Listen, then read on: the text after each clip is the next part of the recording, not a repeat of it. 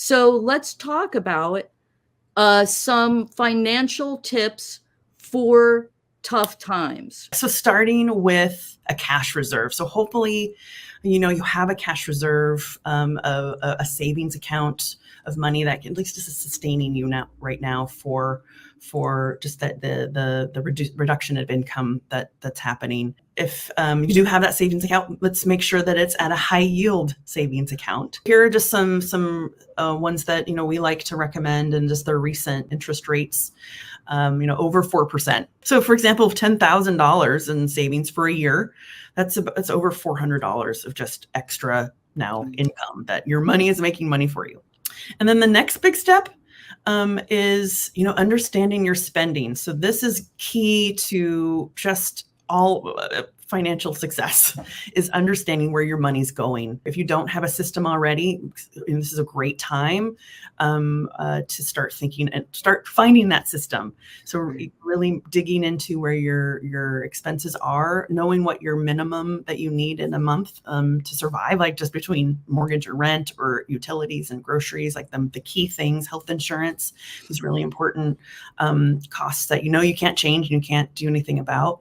Really understand what that minimum is, like what is that amount that you need, and then digging into the expenses and the transactions for what you have the most control over, which is usually dining out or travel or all the entertainment costs that we have. But just really understanding what those are. Not that you have to cut them all. We want to live our lives, but really understand the levers, the areas that you have the control over for those, and finding a system to track it over time, so to make sure you're within what you need to do. This is also building a budget, right? Really having a budget plan for that. We talked about if folks have student loans out there too.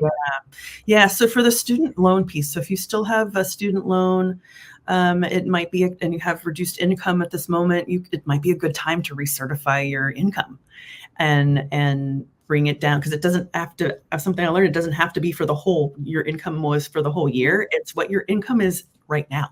And if your income right now is, zero or greatly reduced, you can recertify at that amount, which can bring down, if you're on an income-based repayment plan, could potentially bring down what your payment is currently. So that's something to by a lot.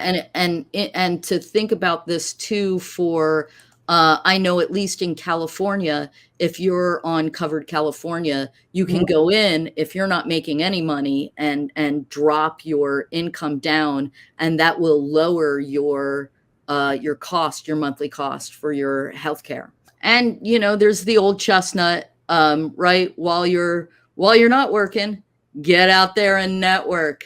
That's right. Yeah, networking. So this is something that I actually learned in one of my the career change workshop that I took, and it was a great piece of advice that I remember, was like networking. Like everyone's like, oh, I don't want to network, but if you just kind of reframe it as just simply asking for directions, because people everywhere like to help, right? It could be an easier way to actually start networking, or at least make networking not as painful, because it can be hard.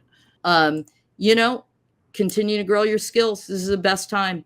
This is the best time to level up your skills. I mean, it's hard because you're like, well, I don't have a lot of income, but at the same time, I have a lot of time.